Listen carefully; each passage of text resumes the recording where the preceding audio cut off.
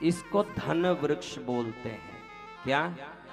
Pagan जात के आदिवासी इसका उपयोग करके अरबों रुपया को आकाश से मंगाते थे। ये गुप्त रहस्यमय रूप है जिसको बाहर नहीं पाड़ा जाता, बाहर दिखाया नहीं जाता है, लेकिन भारत का हर व्यक्ति सक्षम हो ये भाव से मैं ये बाहर दिखा रहा हूं। इसको क्या है? धन वृक्ष बोलते हैं। क्या बोलते हैं? कभी देखो मैं इलायची बरास पर्स में रखने भी बोलता हूँ कि समृद्धि बना रहेगा, ये रखो, लेकिन जब वो उसका समय पूरा हो जाता, सुगंध खत्म हो जाता, तो फिर वो काम नहीं करता है। समझा ना? उपाय में वस्तु अगर उसकी शक्ति खो लेती है तो बाद में काम नहीं करेगी, लेकिन ये लंबे समय तक, कम से कम 6 महीना तक काम करेगा। फिर इसको पानी में डाल के नए पेपर में लिख के रख लेना। एकदम पुराना हो रहा है पेपर लेकिन रगड़ते बैठे हैं, ऐसे रगड़ना नहीं। इसको लिखने कितनी देर लगे? मैंने कितनी देर में लिखा ये? 1 सेकंड में लिखा है। 5 सेकंड का ही लिए हुआ, या जोड़ना है। समझ गया? समझ गया?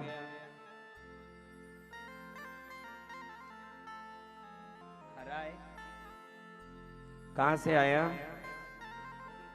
महाराज साहब देखो, सावधान रहना, ये महाराज साहब से सब लोग कुछ भी निकाल देते हैं।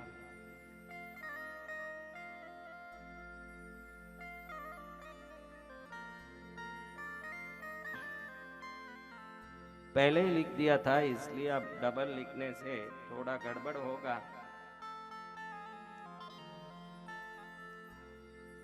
बहुत सिंपल है। स्वस्तिक लिख के उसके जो भी कोने हैं उसको बीच में यहाँ लाके ऊपर जॉइंट करके, देखो माँ भीगने लगी। मैं बोला ना कि सावन कथा होगी तो माँ भीगेगी। जय जय गुरुदेव। कितना धूप पड़ रहा था, देखा ना कितना धूप पड़ा, लेकिन माँ को भीगना है। देखो यहाँ एक एरो बनाना है, ये एरो क्लॉकवाइज होना चाहिए। ये 4 बस, इसमें कोई टिक्का नहीं लगाना, कुछ नहीं करना। इतना छोटा सा पेपर में बना के अपने पर्स में रख लो, थोड़ा सा बड़ा बना के अपने कैश बॉक्स में रख लो। कहीं भी इसको लगाना तो कहीं लगा लो, लेकिन कम से कम आप 48 दिन सोते समय इसको देखते देखते सो, ऐसे देखते सो। ये वो डिजिट है जो अल्फाबेट में बदलता है, यानी इसको देखने वाला आंख से बराबर इस ऊर्जा को ले लेता है तो वो समृद्धि के रूप में बदल के आपके जीवन में आ जाता है। ऐसा एक रहस्यमय सिंबल है, इसको साइको सिंबालॉजी कहते हैं। इसको साइको सिंबालॉजी कहते हैं। साइको सिंबालॉजी में पैगन आदिवासी इसका उपयोग करके आकाश से देवताओं से धन मंगाते थे उस जमाने में। तो ये विद्या का नाम उन्होंने धन वृक्ष रखा। धन वृक्ष यानी जैसे एक बीज बोते हैं तो वो वृक्ष बन के हजारों फल, फिर उसमें से बीज निकल के हजारों फल देता है। ये जिसके पास होता है उसका 1 रुपया वृक्ष की तरह बढ़ता ही जाता है, बढ़ता ही जाता है, और आगे आगे फल बनता ही जाता है, कमी नहीं आती है। और वो कृष्णगिरी आके खूब दान करता है। क्या करता है? जय जय गुरुदेव। फिर वो कृष्णगिरी आके दिखाता है अपनी शक्ति। अभी तो मैं शक्ति दिखा रहा हूं, भविष्य में आप शक्ति दिखाएं, ऐसी भावना। फिलहाल तो मुझे शक्ति दिखानी पड़ रही है, अभी तक तो हालत यही है, लेकिन एक समय ऐसे आना चाहिए कि कृष्णगिरी से 500 स्कूल, 500 हॉस्पिटल, 500 कॉलेज, गरीबों के लिए कुछ बन सके। ऐसा आपका सहयोग चाहिए। हाँ, ताकि हम खाली संस्कार की, महाराज आप संस्कार की बात बहुत करते हैं, आप ही एक स्कूल बनाओ, कई लोग बोलते हैं बना सकते हैं, लेकिन मेरा मंदिर ही निर्माणाधीन है, वही पूरा नहीं पड़ रहा है, तो मैं क्या क्या कर पाऊंगा। आप सब जितने लोग YouTube में देख रहे हो, बाहर से देख रहे हो, आपके गांव में मेरे नाम से एक स्कूल बना के चलाओ, कॉलेज बनाओ, हॉस्पिटल बनाओ। आप जो शुभ काम कर सकते हो करो, मेरी प्रेरणा से कर रहे हो तो उसको मेरा ही समझूंगा मैं, वो मेरा ही है। आप करिए, भरपूर करिए, अच्छा काम कहीं भी करिए, क्योंकि अच्छे काम के लिए ठेका नहीं है। आप आपके गांव में ही करिए, अच्छा काम हो तो बस इतना ही जरूरी है। क्या होना है? अब समझ गए ये बात? इसको रोज कम से कम 48 दिन सोते समय देखना। देखने के बाद दूसरा काम नहीं करना, जब एकदम नींद आ रहा हो तभी देखना। ये देखने के बाद हर हालत में सो जाना चाहिए, उसके बाद कोई काम करोगे तो ये काम नहीं करेगा। ऐसे ही नींद ले लोगे तो ये चिन्ह अंदर घुस के बाहर से समृद्धि के व्यवस्थाओं को तैयारी करने में लग जाता है। फिर एकदम तैयारी शुरू। क्या शुरू? तैयारी। क्या आएगा? समृद्धि को। क्या आएगा? इस चिन्ह का नाम क्या है? किसको किसको तो किसी को एप्पल का वृक्ष चाहिए, किसी को तो वट का वृक्ष चाहिए, किसी को तो पीपल का वृक्ष, किसी को मेहंदी का पेड़, किसको धन वृक्ष चाहिए? सभी को गुरुदेव। दीवाने हैं दीवानों को नगर चाहिए, दीवाने हैं दीवानों को नगर चाहिए, मोहब्बत भरी एक नजर चाहिए। दीवाने हैं दीवानों को नगर चाहिए, दीवाने हैं दीवानों को नगर चाहिए, मोहब्बत भरी एक नजर चाहिए। दीवाने हैं दीवानों का नगर चाहिए। किस किस को कृष्णगिरी चाहिए? अभी दूसरा हम बना रहे हैं ऊर्जा वृक्ष। क्या वृक्ष? ये क्या है महाराज? बहुत सिंपल है। क्या होगा महाराज?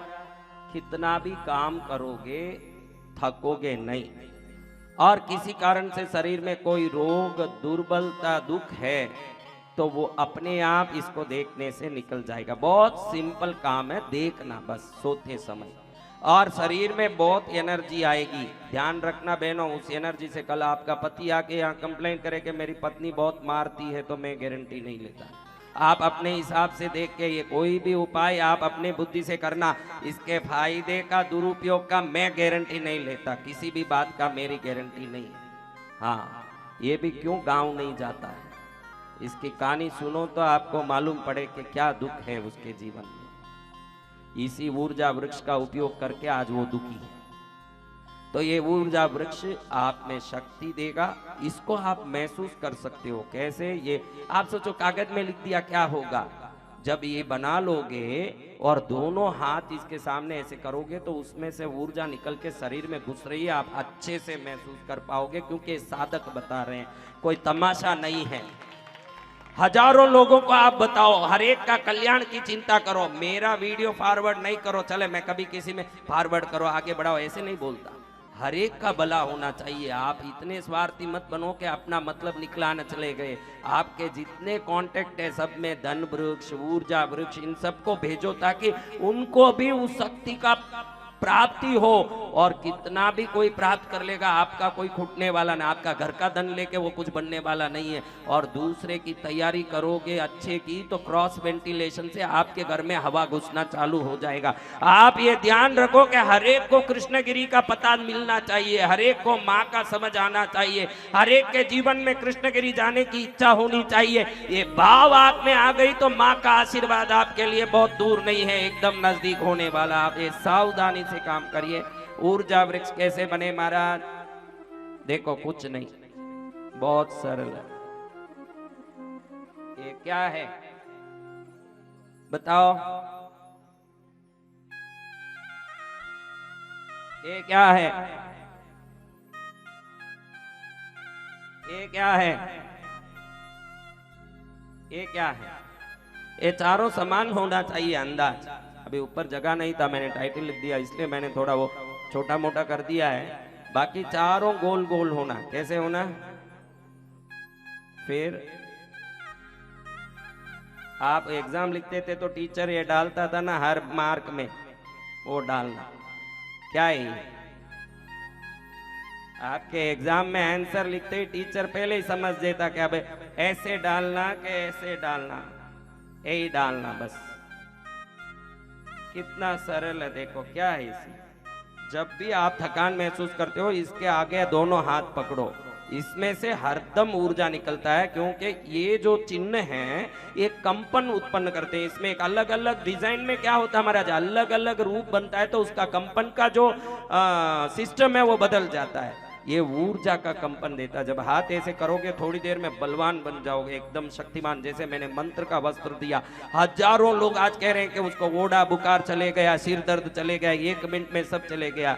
ये ऊर्जा आपको मार्गदर्शन भी देगा, क्या काम करना है, कैसे करना है, क्या नहीं करना, अच्छा बुरा भी करेगा। छोटा सा पर्स में इतना सा काट के बना के, छोटा सा बना के, इसमें साइज का कोई लेना देना नहीं। 1 इंच के पेपर में भी आप बना सकते हो, कितना बड़ा वो मायना, आप कुछ भी बनाओ उसमें ऊर्जा होता है। अभी तो ऑरा फोटोग्राफी ने ये प्रूव किया है कि आदमी में जितना एनर्जी होता है, उसके फोटो छोटा हो बड़ा हो, उसमें उतनी एनर्जी फोटो में भी होती है। आप ये समझ लो, उसमें साइज का कोई लेना देना नहीं है। तो आप ये ऊर्जा वृक्ष बना के अपने दीवारों में, अगर आप समझते हो कि घर में एनर्जी कम लग रही है तो घर के दीवारों में लगा सकते हो। कोई भी 4 दीवार में तो छोटा छोटा बना के लगा दिया, पूरा घर पावरफुल एनर्जाइज हो जाएगा। उस घर में कोई भी आएगा सुखी सुखी हो जाएगा, शांति शांति हो जाएगी, कल्याण कल्याण हो जाएगा, आनंद आनंद हो जाएगा। अब क्या क्या होगा ये बताऊं तो वो देवी भागवत से जितना वो भी एक बड़ा कथा होता जाएगा, इसलिए वो अब बताने के लिए और एक 29 दिन का प्रोग्राम करके इसकी महिमा बताएंगे। अभी तो यही बताना जरूरी है। इसका नाम क्या है? किसको ऊर्जा चाहिए? सभी को गुरुदेव। तो वो सब ये बना के घर में लगा सकते हो। दुकान में कमजोरी लग रही है, धंधे में, तो उधर लगा सकते हो। ऑफिस में जहाँ बैठ के काम करते हो उधर मन नहीं लगता है तो उधर लगा सकते हो। जरूर बेडरूम में झगड़ा होता होगा, उधर लगा दो तो एनर्जी बढ़ने से अच्छे से लड़ाइयाँ होगी, एकदम मजे से लड़ पाओगे दोनों। तो ऐसे हर काम में सिद्धि मिलेगी। क्या होगा? हाँ, कोई भी दिशा में लगा सकते हैं, साउथ में भी लगा सकते हैं। एनर्जी चारों में होना, इसमें दिशा का कोई लेना देना। ये कोई देवता का फोटो नहीं कि किस दिशा में रखो, किसी भी हालत में इसको देख सकते हो। मासिक धर्म में भी देख सकते हो, सूतक में भी देख सकते हो, कोई भी चीज में देख सकते हो। इसमें पवित्र अपवित्रता का भी कोई लेना देना नहीं है। नॉन स्टॉप आपको हर दिन देखना, किसी भी हालत में। कोई मौत के घर में जाके आए हो, नहा धो के देख लो। कोई मासिक धर्म में हो, हाथ पैर धो के सोते समय देखो। सोते सोते ही देखना चाहिए। कैसे देखना? कोई जरूरी बहुत थक गए हो तो इसको पकड़ के ऐसे करो, 2 हाथ कैसे करो, देखो कितना पावर आ रहा है। मैं अगर थोड़ी देर ऐसे करूं तो मेरा हाथ लाल हो जाएगा, क्योंकि मेरी साधना ऐसी है। ये कमेंट ऐसे करो, आपको बताऊं। देखो अभी आपको ही बताता हूं, मेरी हाथ देख लिया ना आपने, पीला पीला है ना, देखो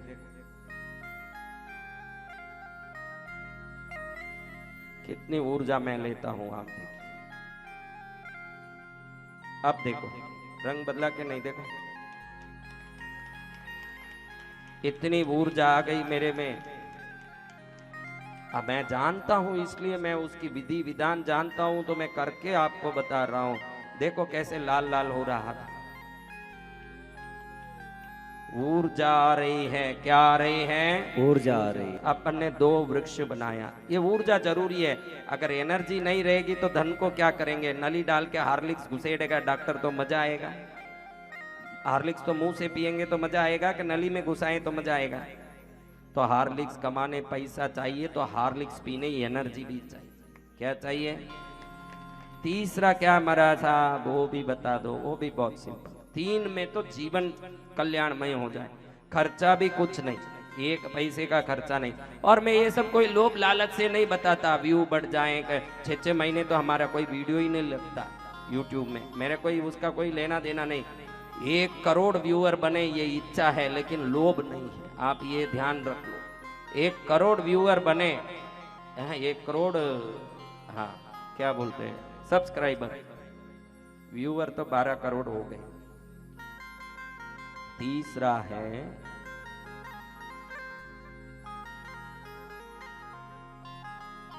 ये सब हरे में ही लिखना चाहिए, नहीं तो कुछ नहीं आएगा। क्या है तीसरा? जो बोले मेरे को सुरक्षा महसूस नहीं होती है, डर लगता है, कोई प्रकार से घबराहट है, तो आप ऐसे हो जाओगे कि अकेले रहो तो ऐसे लगेगा 10,000 लोग सहयोग कर रहे हैं, ऐसे एकदम बल आएगा। आनंद आ जाएगा। कुछ भी नहीं हो तो ऐसा महसूस हो जाएगा कम से कम गारंटी से कि गुरुदेव मेरे साथ में है। अभी तो क्या बोलो दयालु गुरुदेव की। कितना आनंद आएगा। किसको चाहिए? सभी को गुरु। तो ये बहुत आसानी है। जो पहले आपको टीचर क्या डालता था एग्जाम में, अगर पूरा ये डाल के लास्ट में क्या डालता था, यही डालता था ना, यही डालना। लास्ट में टीचर क्या डाला आपके लिए? ये अद्भुत चीजें पाए हुए हो आप लोग। देखो आप लोग यहाँ आने के पहले यही पा रहे थे, यहाँ हमने आके ये कर दिया, आगे डाल दिया है। क्या कर दिया? जय जय गुरुदेव। तब क्या हो गया? तो एक अच्छे से गोल बनाना। आपको एक चूड़ी रख के या कोई रख के, छोटा सा कोई रिंग रख के, जितना छोटा बनना, अंगूठी रख के, गोल अंगूठी ऐसे बनाना है आपको। मैं तो ऐसे हाथ से बना रहा हूं, देखो बहुत सरल है।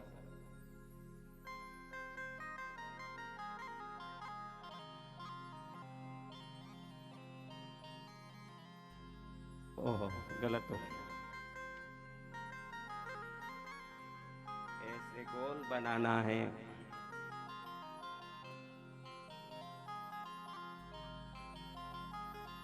बस इतना। इसको सुरक्षा वृक्ष कहते हैं। क्या? सुरक्षा वृक्ष। जिस घर में कोई किसी को लगे कि मंत्र तंत्र किया है, कोई टोना टोटका जादू है, मेरे घर में भूत प्रेत का निवास है, इसको श्रद्धा से चारों तरफ लगा दें तो आप बंदिश कर देती है उस घर में। जो भी ये बाहर निकल जाएगी, बाद में कभी आ नहीं पाएगी। ये सुरक्षा का कवच है। और सिर्फ लिखने मात्र से क्या होगा? अरे ये चिन्हों की ये महिमा है कि वो चिन्ह जहाँ रहता है वो उस काम को करके ही रहता है। दुनिया का दुर्लभ पैगन चिन्ह बोलते हैं इसको। क्या बोलते हैं? पैगन आदिवासी इन सब का उपयोग करके देवों से बात करते थे। गुप्त चिन्हों हैं। तो ये गुप्त चिन्ह आपके हाथ में खुलासे में आ गया है। क्या हो गया? खुलासे। तो कोई भी सुरक्षा में कमी हो, ये तीनों छोटा छोटा करके पर्स में रख लो। क्या कर लो? धन वृक्ष, ऊर्जा वृक्ष, सुरक्षा वृक्ष। ये सब बढ़ाते वृक्ष क्या करता है? छोटा सा पौधा पेड़ बन के फल देने लगता है। धीरे धीरे ऐसी सुरक्षा होगी, घेरा होगा सुरक्षा का, कि हमको इतना हिम्मत आ जाएगा कि हमारे साथ पद्मावती माँ है। अब किस बात की कमी है? जय जय गुरुदेव। क्या टेंशन है मुझे? क्या परेशानी है? तो ऐसी आपने सब देख लिया। यूट्यूब में ಇದು ಕಾಮಚಿಂಗ್ಲಾ ಕ್ಲೋಸ್ ಅಪ್ ಲ ನಲ್ಲ ಕಾಮಚಿಂಗ್ಲಾ இந்த पेपर मट्टू कामचिंगला। हाँ देखो, देखिए आप इसके पेट को मत देखिएगा, ये सब पेपर को देखिए। देखा?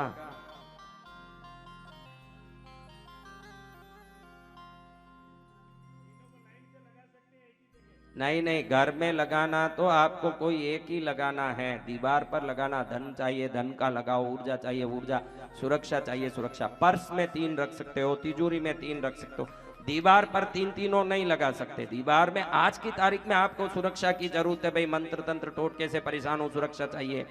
अब ऊर्जा की जरूरत है। घर में ऊर्जा नहीं है, बिल्कुल सब ढीले पड़े हुए हैं, काम भी नहीं होता, ऊर्जा का लगाओ। धन का आवश्यकता है, धन का कोई एक लगाओ। जब वो पूरा पड़ जाए फिर दूसरा लगाओ। दीवारों में एक साथ 3 नहीं लगाना। पर्स में 3 रख लो, अलमारे में 3 रख लो, कहीं भी आप एक जगह में 3 रख लो। दीवारों में सिर्फ चारों दिशा में एक ही चिन्ह होना चाहिए, तब वो जाके एक दूसरे से लिंक होके काम करेगा और आपके हर काम सिद्ध हो जाए। बोलिए कृपालु गुरुदेव की। हाँ, फोगट में मिले आनंद तो कौन छोड़े। तो हाँ बोलिए। एक एक देखना, कोई एक देखना। आपको जो प्राथमिकता जिस चीज की आज के तारीख में कोई जरूरी होगी ना भाई, एक बात, उस बात को एक को देखना। आप क्या बोले महाराज? कभी भी टाइम नहीं है, कभी भी आज शुभ मुहूर्त में मैंने बता दिया, जय जय आपके हाथ में आ गया है ये। अब कभी भी बनाइए। मेरे दिमाग में था वही तो यहाँ चित्र बन के आया। तो अब आपके दिमाग में आ गया, अब मुहूर्त की क्या जरूरत है? दिमाग से दिमाग में घुस गया है अभी। अब कभी भी आप करिए, फटाफट लिखिए और देखिए आप कौन सा बनाओगे मुझे पता है। मुझे अच्छे से सब ध्यान आता है कि व्यक्ति क्या करेंगे, लेकिन कुछ भी करो, अगली बार कृष्णगिरी आओ तो ऐसे शक्तिमान बन के आइए, ऐसे शक्तिमान कि पुराना वो शक्तिमान सीरियल में डोकरा आता था ना, उसका नाम क्या है, मुकेश खन्ना ढीले पड़ जाए, ऐसे शक्तिमान बनिए। जयकारा गुरुदेव का। तो अब हमने ये चीज देखा। अभी 2 मिनट बैठो भैया, 2 मिनट बैठिए। माँ की महिमा का हम ध्यान लेते हुए भगवती की अनंत कथाएं इस देवी भागवत में आती। उसमें कुशध्वज नाम की राजा का नाम क्या, कुशध्वज नाम के राजा की मालावती नाम की पत्नी है, गर्भिणी होती है। गर्भिणी होके एक बच्ची होती है, लक्ष्मी का अंश जैसे अति सुंदर दिव्य रूपवान होती है, परम सौभाग्यवती, स्वर्ण की आभा वाली, सोने जैसे चमकने वाली ये बच्ची जैसे ही जन्म ली, जन्म लेते ही वेदों का उच्चार करने लगी। क्या करने लगी? कुशध्वज और मालावती को प्राप्त ये पुत्री तुरंत वेदों का उच्चारण करने लगी। राजा आश्चर्य में पड़ गया कि जन्मजात बच्ची वेद बोलती है, तो उसका नाम वेदवती रखा। क्या रखा? कृत युग में। किस युग में? तो ये वेदवती जब वेद बोलती है तो बोलती बोलती बच्ची थी, मैं बोले मुझे तपस्या करना है। क्या करना है? माँ बाप समझाए बेटा अभी तो दही चावल खा ले, दूध चावल खा ले, घी चावल खा ले, खेल ले, कूद ले, इस उम्र में क्या तपस्या करें?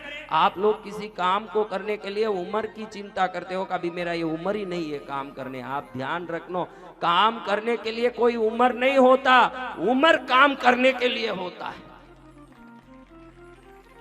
वेगवती जाकर के वेदवती माँ बाप से जिद्दी करके जाके 1 लाख वर्ष तक साधना की। कितने वर्ष तक? 1 लाख वर्ष तक ऐसे ही सुंदरी रही, कन्या ही रही। उसकी सुंदरता अति देखने लायक दिव्यता थी। 1 लाख वर्ष साधना की तो आकाश से वाणी हुई। क्या वाणी हुई? आपको भी भूतनियां सपने में दिखती है कि नहीं? आपके काम के हिसाब से दिखती है। उसने साधना की तो वाणी हुई आकाश से, और आकाशवाणी ने कहा भगवान नारायण राम बन के अगले युग में तेरे पति बनेंगे और तू सीता बन के उनकी पत्नी बनेगी। वेदवती ये बात सुन के अति प्रसन्न हुई। इतने में मन में आया कि ये साधना भी कमजोर है, अब और साधना करूंगी। गंधमादन पर्वत पर जाके साधना करने लगी। किधर साधना करने लगी? गंधमादन पर्वत पर। जैसे ये बेटी, रावण का नजर इस पर पड़ गया। रावण देखता है कि अलौकिक सुंदरी जिसके स्तन पर्वत की तरह हो, कमर डमरू की तरह हो, पैर केले के झाड़ के नीचे के तन की तरह हो, जिसकी उंगलियां कछुए की उंगलियों की तरह चपल होते हो, जिसकी आंखें मछलियों की तरह चंचल होती हो, ऐसी स्त्री मेरी नहीं हो तो किस काम की? रावण ने उसका हाथ पकड़ा जाके सीधा, और वेदवती गुस्से में उसको श्राप दी कि रावण तूने मेरा हाथ पकड़ा तो अब मैं ये शरीर छोड़ूंगी। ये तपस्या युक्त शरीर किसी अन्य के हाथ में जाने नहीं, नारायण को वरने के लिए जन्म लिया हुआ है। अब मैं ये शरीर छोड़ूंगी और जाऊंगी, लेकिन ध्यान रखना मुझे तूने जो दुख दिया है उस परिणाम से मेरे ही कारण तेरा मौत होगा। वेदवती ने योग माया से अपने शरीर को त्याग दिया और वहां से मिथिला में जनक राज की मिथिलापुरी में जमीन में प्रकट हो गई। जाकर के उस जमीन में जाकर के नीचे खोदते समय प्राप्त होने से सीत से निकलने के कारण जनक राज ने उसका नाम सीता रखा। अब वहां जाकर के वो बड़ी हुई, वनवास में जा रहे हैं तो एक दिन अग्निदेव आकर के प्रकट हुए राम के सामने। जब वो किष्किंधा में थे तो अग्निदेव कहते हैं राम एक सूचना देनी है। राम कहते हैं कि हर सूचना को मैं जानता हूं, मैं तो माया के लिए मनुष्य की तरह मात्र नाटक कर रहा हूं, हर चीज को मैं जानता हूं, मुझे बताना क्या है? मुझे पता है कि आप सीता का अपहरण हो चुका है ये बताने के लिए आए हो, लेकिन उसके पहले ही आपकी कृपा से आपने काम कर दिया, मुझे पता है। अग्नि हाथ जोड़ के कहते हैं कि बिल्कुल सही है, मैंने अपने शरीर से एक माया सीता को उत्पन्न किया और उस सीता को ही रावण के साथ भेजा है। असली सीता मेरे पास सुरक्षित है और इस संवाद को लक्ष्मण भी नहीं जानते। इस संवाद को कौन नहीं जानते? इस रहस्य को लक्ष्मण भी नहीं जानते।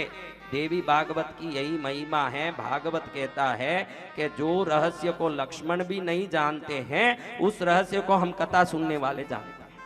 हम जानते हैं कि सीता माँ अग्निदेव के पास सुरक्षित थी और मायावी अग्नि सीता ही रावण के साथ गई। कहाँ गई? तो यहाँ जाकर के सीता का बाद में अग्नि का परीक्षा होता है। तो अग्नि की परीक्षा नहीं है, पुनः वो अग्नि से उत्पन्न सीता को अग्नि में अंदर लेके असली सीता को बाहर प्रकट किया जाता है। फिर जो ये अग्नि से निकली हुई सीता राम को हाथ जोड़ करके पूछती है कि अब मुझे क्या करना। राम कहते हैं कि पुष्कर तीर्थ में 3 लाख वर्ष तुझे साधना करनी पड़ेगी। किस जगह पर? पुष्कर तीर्थ में 3 लाख वर्ष तुझे साधना करनी पड़ेगी और इस साधना के फल से तू स्वर्ग लक्ष्मी बनेगी और वहां से द्रुपद राजा की पुत्री द्रौपदी के रूप में तू प्रकट होगी और तू ही वो द्रौपदी होगी जो अग्निदेव के द्वारा प्रकट सीता होगी। ऐसे ये तीनों का वर्णन ये देवी भागवत में कृतयुग में वेदवती बनी हुई, त्रेता युग में सीता बनके, द्वापर युग में अग्नि के द्वारा स्वर्ग लक्ष्मी बनके कैसे द्रौपदी बनती है, इसका सुंदर वर्णन बड़ा विस्तृत रूप से है।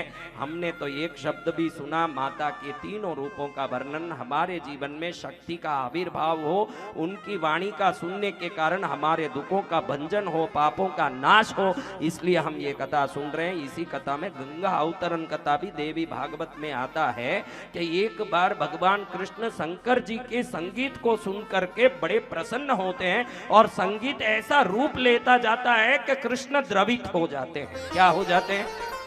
शंकर के संगीत से कृष्ण द्रवित हो जाते हैं। तो वो द्रव निकल करके शरीर से निकलता है, वो द्रव गंगा बन करके नदी बनता है। जब राधा देख करके सोचती है कि ये कौन अति सुंदरी है, इतनी सुंदरी, ये सुंदरी का अंग लावण्य देख के मेरा मन निचड़ता है। राधा देवी अपने बल बुद्धि से ये जल रूपिणी गंगा है ये जान लिया, तो तुरंत उसको जल बना के पीने की कोशिश करती है। क्या करती है? पीने की कोशिश करें गंगा को, तो गंगा समझ ले कि ये मुझे निगल जाएगी, तो उधर से निकल करके कृष्ण के चरणों में जाके गिर जाती है, चरण में जाके पड़ जाती है। उसके बाद असमंज नाम का राजा 1 लाख वर्ष साधना करता है। उसके बाद उसका बेटा 1 लाख वर्ष साधना करता है, उसका बेटा भगीरथ 1 लाख वर्ष साधना करता है। तब विष्णु के इस चरण से वो गंगा निकल करके शिव की चोटी में उतरती है और वही गंगा करोड़ों युगों से लोगों का कल्याण करने के लिए जो डूबता है उसको तारती है। जो डूबता है उसको, हाँ, डूबने वालों को तारने वाली गंगा का भी इसी में कथा आता है। इस प्रकार से गंगा का महात्म्य हमने देखा। इसमें भगवती कैसे शंखचूड़ की पत्नी बनती है और वही शंखचूड़ की पत्नी तुलना नहीं होने के कारण, जिसके साथ किसी का तुलना नहीं हो सकता हो, इस कारण उसका नाम तुलसी रखा जाता है। नारायण उसके बाल को पेड़ बना देते हैं। क्या बना देते हैं? और कहते हैं हे देवी, दुनिया में सबसे प्रिय तू होगी मेरे लिए। इन संसार में कोई भी 16 प्रकार का उपचार मुझे करने वाला, वो 16 ही उपचार तेरे पत्तों से करे तो मेरे लिए मान्य हो जाएगा। इतना मैं तुझे प्रेम करूंगा, पसंद करूंगा। ऐसे तुलसी की भी कथा इधर, गंगा की भी कथा, वेदवती की कथा, सीता की कथा, सावित्री की कथा और द्रौपदी की कथा और सभी देवियों की कथाएं इसमें लगातार, गायत्री का विस्तृत कथा और मंत्र आदि देवी भागवत में है। अब हमारे पास रहा 4 दिन। कितने दिन? हमने इन कथाओं में खुद के जीवन को सुधारने की बातें भी देखी, खुद के जीवन को बदलने के उपाय भी देखा, संस्कार चरित्र पाने के रहस्य भी देखे और जीवन को परिवर्तित करने वाले कई बातें देखते देखते देवी भागवत के अंश का भी हमने ग्रहण किया।